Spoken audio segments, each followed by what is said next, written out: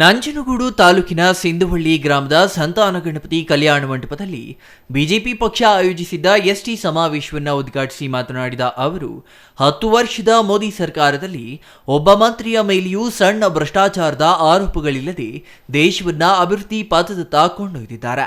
ಕಾಂಗ್ರೆಸ್ ಸುಳ್ಳು ಭರವಸೆಗಳಿಗೆ ಮರುಳಾಗಬೇಡಿ. ಪ್ರಧಾನಿ ಮೋದಿ ನೇತೃತ್ವದ ಬಿಜೆಪಿ ಸರ್ಕಾರ ಈ ಭಾಗದ ಪ್ರಮುಖ ಸಮಸ್ಯೆಯಾಗಿದ್ದ ತಳವಾರ ಪರಿವಾರ ಸಮಸ್ಯೆಯನ್ನ ಬಗೆಹರಿಸಿದೆ. ಅಲ್ಲದೆ ಶೇಕಡಾ 3ರಷ್ಟಿದ್ದ ಮೀಸಲಾತಿಯನ್ನ ಶೇಕಡಾ 7ಕ್ಕೆ ಹೆಚ್ಚಳ ಮಾಡಿ ನಾಯಕ ಸಮುದಾಯಕ್ಕೆ ನೆರವು ನೀಡಿದೆ.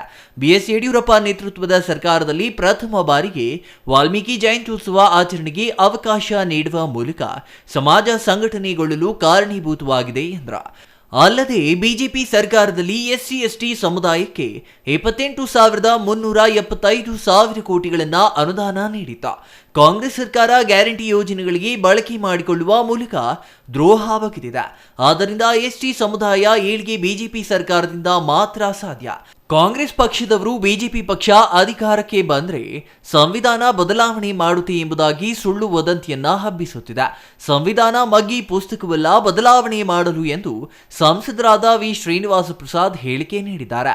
ಆದ್ದರಿಂದ ಸಮುದಾಯದವರು ಹೆಚ್ಚಿನ ಸಂಖ್ಯೆಯಲ್ಲಿ ಬಿಜೆಪಿ ಬೆಂಬಲಿಸಿ ಬಾಲರಾಜು ಅವರನ್ನ ಗೆಲ್ಲಿಸಬೇಕು ಎಂದು ಮನವಿ ಮಾಡಿದ್ರು.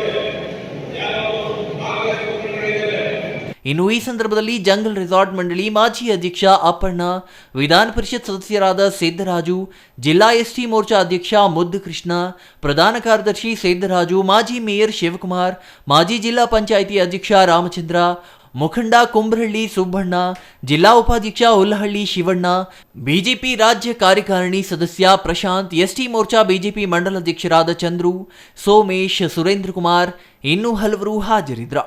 Kumar, CTV news, Nanjangud.